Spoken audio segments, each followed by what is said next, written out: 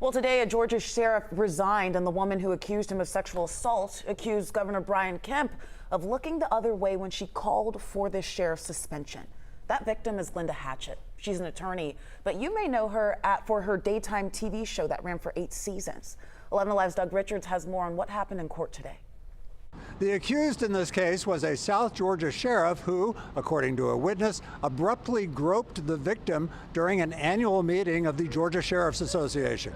He had had a lot to drink. That was obvious. Former DeKalb County Sheriff Thomas Brown told a judge that the then Bleckley County Sheriff, Chris Cootie, had just met Glenda Hatchett in a hotel bar. And when I turned back to my left is when I saw his hand on her chest and immediately removed it and directed to him, "What are you doing?" Literally had to take his hand off of me and push him off of me.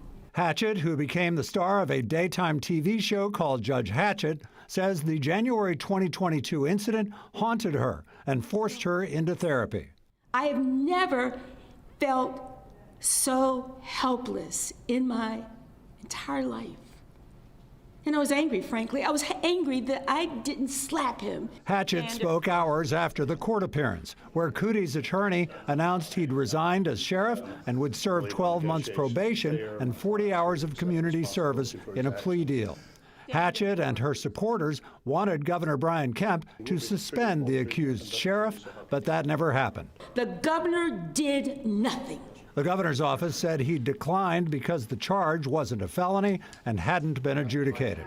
Hatchett noted that the sheriff never apologized, even after a judge accepted the plea deal. I think that justice was served, Donna. I do think that there was an abuse of the system on behalf of the defense. Hatchett says her celebrity status eventually helped her get the attention of authorities, and she questioned whether somebody lesser known would have ever gotten the case to court. In downtown Atlanta, Doug Richards, 11 Alive News.